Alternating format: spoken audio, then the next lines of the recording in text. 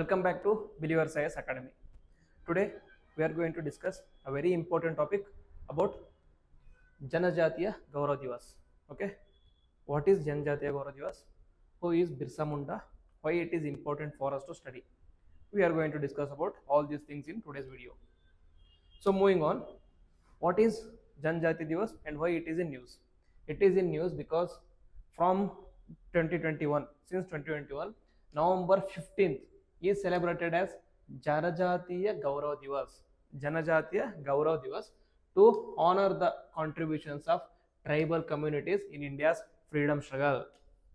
Okay, if you have learned about modern history, you would be learning about tribal revolts in Indian history. Okay, they played a significant role in influencing Indian freedom struggle, especially Munda revolt and Santal revolt. They influenced 1857 revolt also.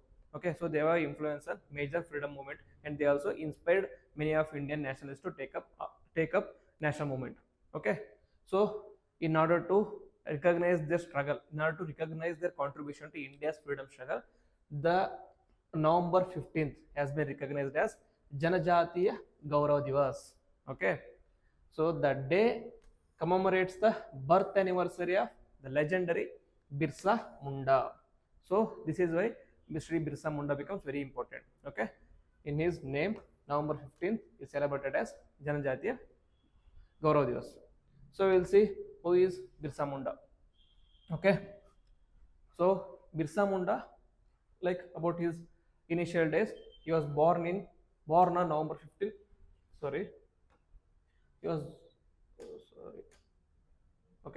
was born on November 15, 1857 in the Chota Nagpur region, which is present-day Jharkhand, during the period of significant changes for the Munda community.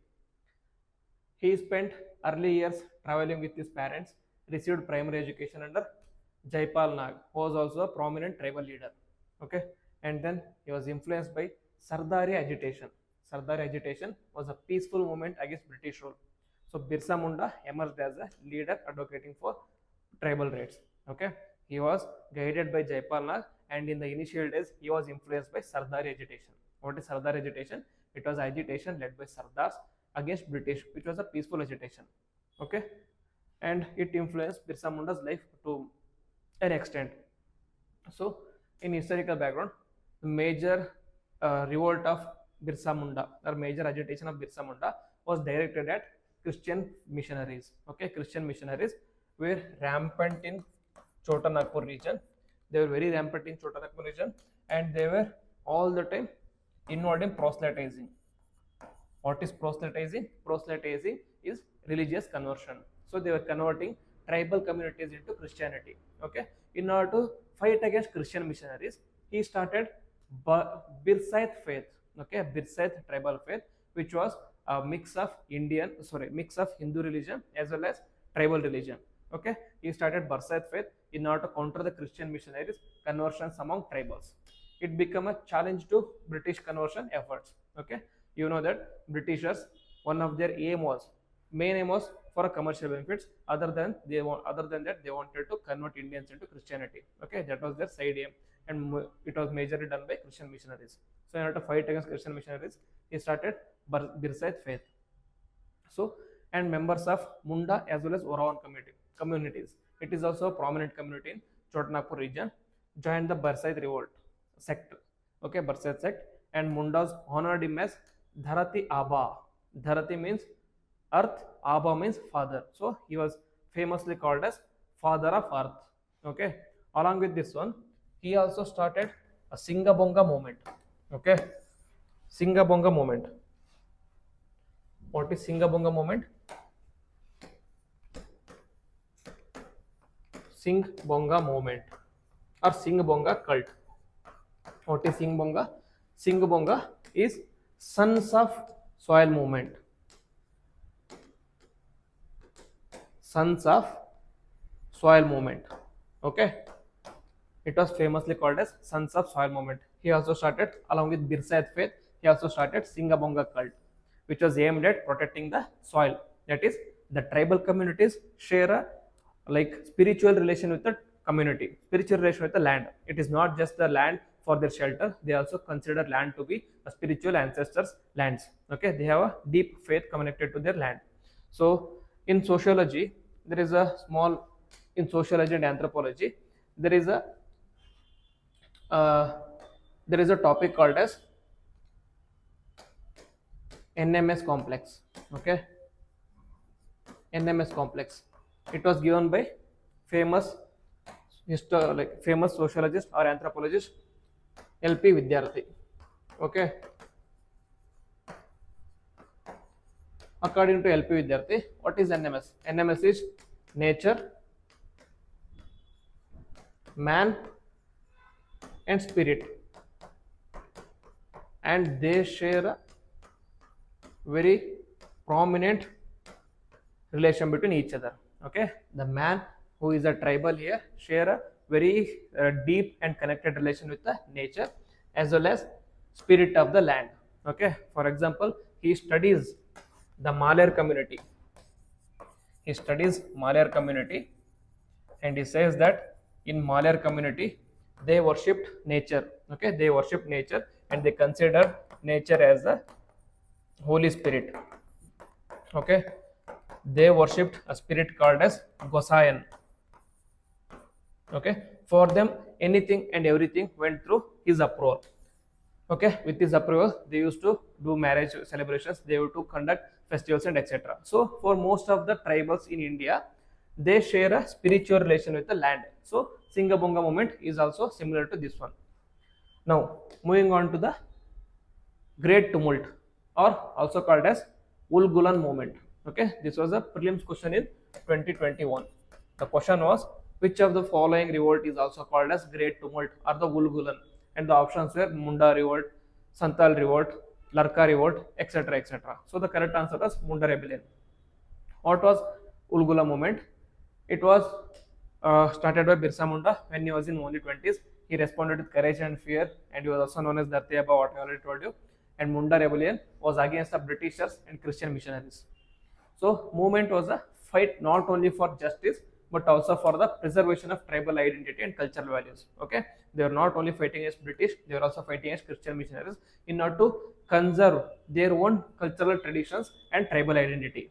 Okay, so like initially tribals had, as I said, a pristine relation with the nature. That pristine relationship was destroyed by Britishers when they brought in like roads. Okay, they said they started constructing roads into the forest. Okay, what British said was these roads were built for the development of the development of the community, but instead it was not for the development. Instead it was used as an exploitation tool. Used as the exploitation tool by the British. They were exploiting tribals as well as their forest for their own benefits. Okay, they were cutting down the forest trees and forest for the construction of railways, for the construction of ships, for the construction of buildings, etc. etc. There, just outside, from the outside, they wanted to show that we are trying to develop India, we are trying to develop tribal communities, but the motive behind it was different. So this also started fighting against these kind of developmental activities. It was concentrated in the Munda belt of Kumti, Tamar, Sarwada and Bandagaon of Jharkhand region. The goal was to establish Munda Raj. Munda Raj is self-rule and independence known as Ulgulan or the Great Tumult. Okay, so they were not just fighting against Britishers and Christian missionaries. They wanted to establish a self-rule called as Munda Raj. Okay, they wanted to establish their own country called as Munda Raj. And then the rebellion was ultimately suppressed by British forces, leading to Birsa Munda's capture and his subsequent death. Okay, so because the revolt between Britishers and the tribals, British versus tribal. Okay, these revolts are famous for the courage and valor of tribals. Okay, courage and valor of tribals was very prevalent and prominent in these revolts. But however, it was the courage and valor only takes to a step, but it was not enough to win against the mighty Britishers. Okay, the Britishers had one of the most advanced weaponry, one of the most advanced armies in the world, most advanced as well as most disciplined armies in the world, and they had unlimited resources. Unlimited resources. Whereas for tribals, they dependent on primitive tools, and the armies were not trained. Okay, even with courage and even with valor, even with everything, you are not able to win against a more superior army like Britishers. So most of the tribal revolts in British India were all resulted in the victories of Britishers. Okay, none of the tribal revolts were uh, successful in claiming independence of Britishers, but still they are celebrated because they played huge role in influencing or inspiring the future generations. Okay, after this, what are the causes of rebellion? Major causes of Larka rebellion, sorry, major causes of Munda rebellion were policies such as Permanent Settlement Act, which disrupted the traditional land systems, leading to displacement and exploitation of tribal communities. Okay, what is Permanent Settlement Act? They started uh, like occupying the tribal lands, and they started collecting certain amount or rent from the tribals. So in like initially tribals owned those land, tribals lived with the harmony, but now they are to cultivate something which Britishers are telling them, and they have to pay rent to the Britishers or zamindaris. Okay, which was not accepted by tribals. The Mundas Kunkatti Kuntkatti land right systems was eroded by Jagirdars and Tikadars, resulting in the land alienation. What is Kunkatti land system, land rates? That is, it is similarly called as Patta rates. Okay, Patta system was the tribals or the person who was cultivating the land had the ownership rights of the land also. It was similar to this Kunkatti land rates. Who are these Jagirdars and Tikadars? These are the intermediaries between Britishers and farmers or tribals. Okay, they are going to collect the rent from farmers, they are going to collect the rent from tribals, they are going to collect the rent from peasants, and they are going to give it to Britishers. Okay, they are going to take 1/10 of the total rent, and they are going to provide rest of the 9/10 of the like rent to the Britishers. Okay, these are in order to improve or increase their profit, they are exploiting the tribals also. And then the increased migration of non-tribals under British rule led to the exploitation through high interest money lending and forced labor. It was also one of the major reasons. What happened is the Britishers, as I told you, they started building the roads into tribal areas, and with the roads of the tribal areas started the influx of outsiders. Okay, the tribals used to call outsiders as bhikkhus. Okay, or dikkus. Bhikkhus means outsiders. They had a like perception of bhikkhus, meaning they are very cruel for them because of the past experiences. What the experience is, the bhikkhus are coming into the tribal land, and now they are bringing their own money. Now they are bringing their own all-purpose money. Now they are bringing their own like alcohol, etc., and they are introducing it to tribals. So which is destroying the tribal identities. So they were also against. They were also against these tribal like outsiders. And then missionary-led education raised awareness among tribals, creating social debates but also sparking movements of tribal rights. So the British education or missionary education had both positive and negative impact. Positive was it created awareness, negative was it also eroded the tribal identity. With this awareness, they started fighting for the rights against Britishers. And then Birsa Munda's mobilization left a lasting impact, prompting government reforms like the repeal of Begar system and reenactment of Tenancy Act. Okay, what was Begar? That is working in a field without any remuneration. Okay, you are not getting any payment, even then you are forced to work in a particular field.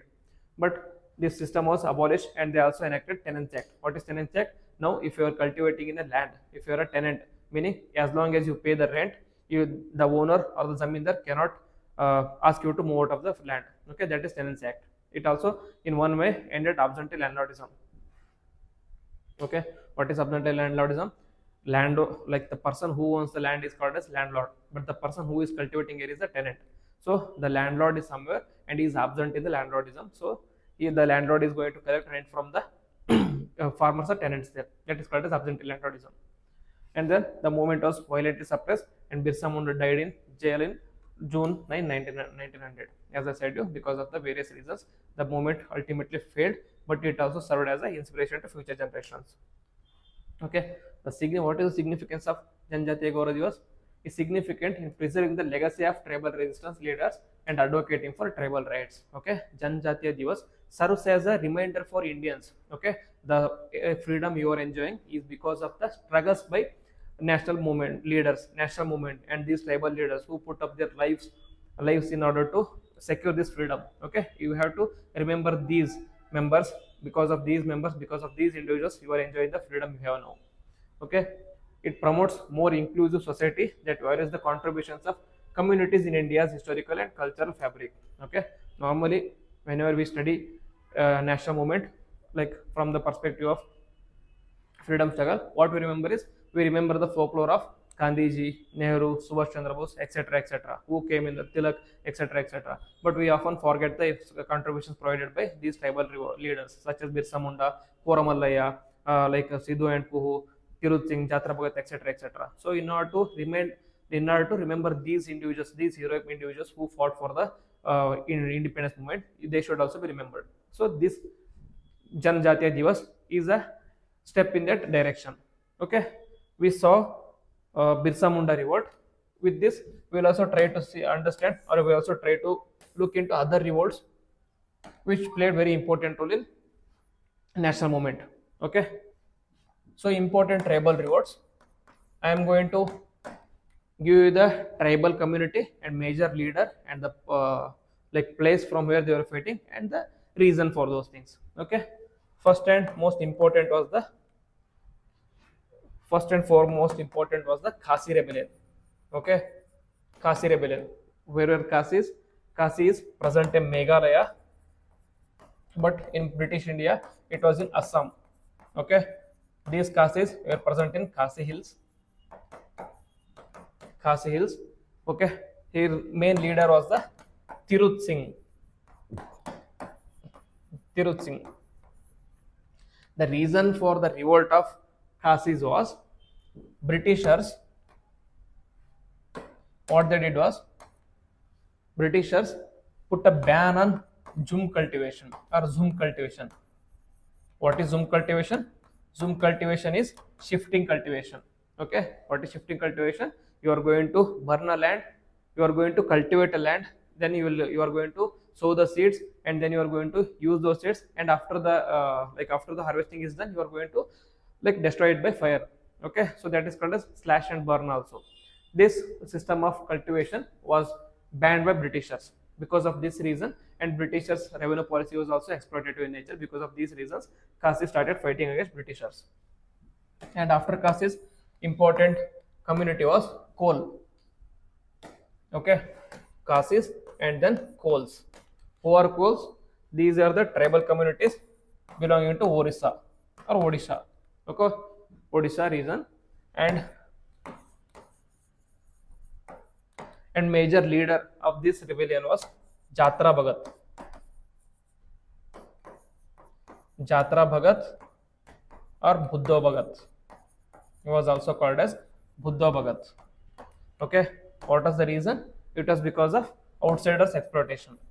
Okay, as I told you, most of the tribal revolts happened because of either three or four reasons. One is British policies, land revenue policies, or exploitation by the outsiders such as money lenders, etc., or like British land revenue policies or Christian missionaries. Okay, most of the tribal revolts happened because of these reasons, because they are facing the same problem everywhere, and because they are facing survival extinction, because they are facing extinction of the tribal identity. So they took up weapons to fight against Britishers.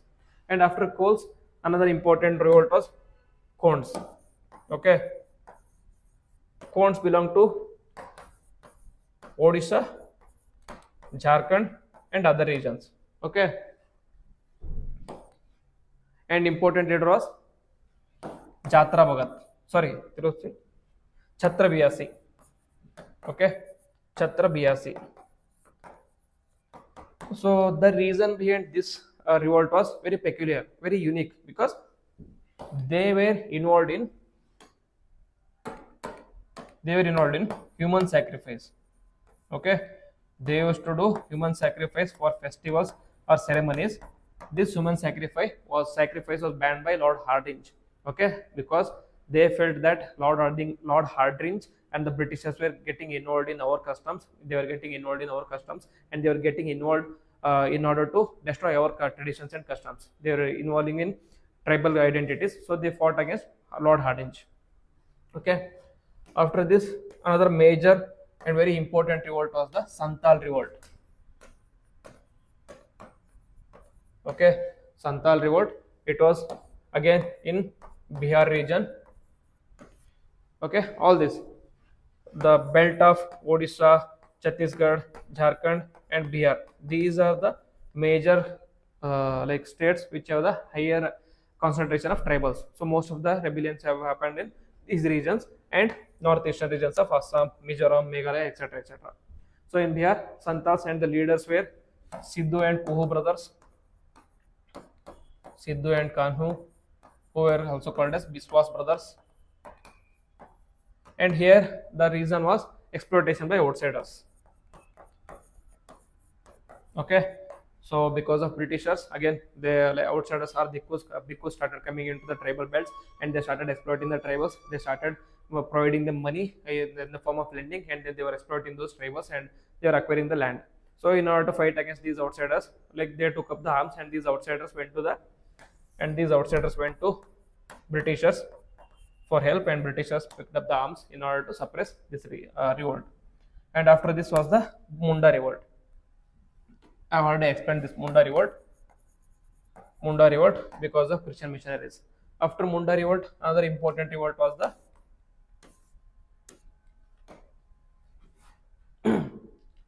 Koya revolt. Okay, Koya or Rampa revolt. Okay, Koya Rampo revolt. This was in the Andhra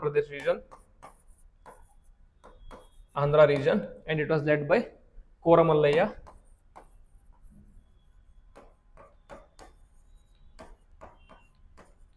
Okay, Koramallaya, and it was again against British policies.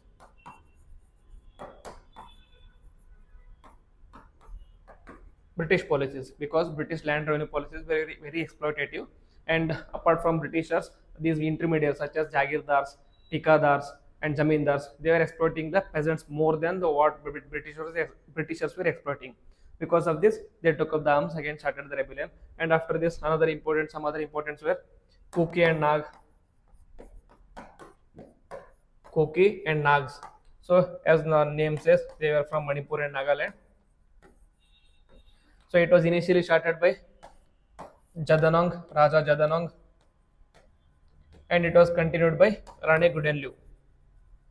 Okay, she is very important from UPSC perspective because she is a woman and she is also belonging to tribal community, and she also led the movement against like Britishers. So it was again against British land revenue policy.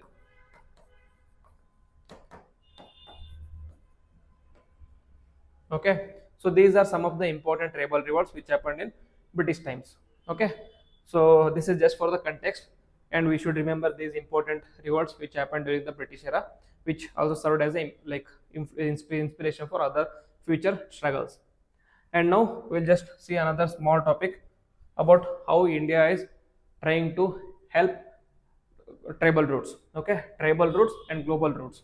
This was shared by Instagram, like Instagram handle of my government, and I've taken this from there.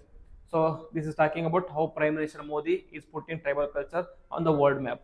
So it is showing some examples of like actions taken by Prime Minister Modi. First one is he started gifting the world with tribal treasures. Okay, whenever a major world leader is visiting India, Prime Minister Modi has made a habit of gifting them with tribal artifacts.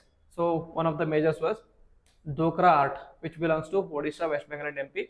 This was given to the leaders of Australia, Brazil, Cook Island, and Tonga. And then Sohrai paintings, and this belongs to tribes of Jharkhand, and it was given to Russian President Putin. And then Gond painting, which belongs to Madhya Pradesh and Andhra Pradesh region, and it was given to Brazilian President Luiz Inacio Lula da Silva. And then Warli paintings. Warli paintings are famous paintings belonging to Maharashtra, and these were given to Uzbekistan, Comoros. So he is trying to make the tribal paintings of India into global paintings. Okay, with the help of these leaders, he is trying to streamline or mainline the Indian tribal like identity. And along with this, other steps involve upholding the tribal legacy. That is 75 plus tribal products have been given GI tags, that is geographical indicator tag. Okay, and setting up 300 plus tribal heritage conservation centers nationwide to document, archive and promote tribal cultures, language and traditions. Okay, tribal culture, language, and traditions are most of the most vulnerable customs in the Indian history. Okay, so in order to preserve these unique customs and traditions, they have taken up tribal heritage conservation centers. Along with this, in order to promote economy of the tribes, they have started providing GI tax to tribal products. Okay, along with this one, next, reviewing the legacy of Bhagwan Birsa Munda, that is Janjatiya Gaurav Divas. We already explained this, we already discussed about this, and apart from this, he also started a grander stage for tribal heritage to shine. Under this he started Adi Mahotsav, which is a mega national tribal festival. Under Adi Mahotsav, he started like showcasing the traditions of tribals, showcasing the arts of tribals, showcasing the music of tribals, and paintings of tribals, etc., etc. These were showcased in Adi Mahotsav. It also featured 1,000 tribal artisans, 300 plus stalls displaying tribal arts and artifacts. 37 Adi Mahotsav have been held across the country, which is generating awareness among the commoners about tribal customs and traditions. And then in G20 summit, showcase the traditional tribal art, including Longpi pottery, Gondar textiles, and organic items like Araku Valley coffee, honey, and spices. Okay, on a grand stage such as G20, Prime Minister Modi decided to give value to the tribal products, which also created awareness and which also streamlined the tribal identity. And along this, honoring the tribal freedom fighters, which is what we discussed in today's video in the beginning. That is, Habibganj railway station was renamed as the Rani Kamalapati railway station in Bhopal, and then Kaimai railway station was renamed as Rani Gudenliu station in Manipur. What I just explained, Kuki and Naga rebellion, which happened in Manipur in Nagaland region, it was led by Rani Gudenliu, and in her name, Kaimai railway station in Manipur was renamed into Rani Gudenliu. And also, they started creating museums across India. 11 tribal freedom fighters museums have been built across India. 3 museums have been completed, which is Bhagwan Birsa Munda Freedom Fighter Museum in Ranchi, Raja Shankar Shah Raghunath Shah Jabalpur, and then Badal Boi Tribal Freedom Fighter Museum in Chindwara. So this is how Prime Minister Modi is trying to bring more focus on tribal identity and also tribal exports to a new global favorite. Araku Coffee launched its first organic coffee shop in Paris in 2017, making its first export. Now tribal is going global. And then India now is one of the largest handicraft exporting country. What is handicraft? These are made by the common people such as tribals. And then dehydrated mahua flowers marketed its first export from Chhattisgarh to France. Okay, mahua flowers is like flowers which are available in Chhattisgarh forest, which are cultivated by tribals. So now these flowers are being exported to France also. And then tribal products are now available on major global and national e-commerce platforms. Okay, this is the best example of use of technology for development of tribals. And then empowering tribal art, which is enriching the livelihood of tribals.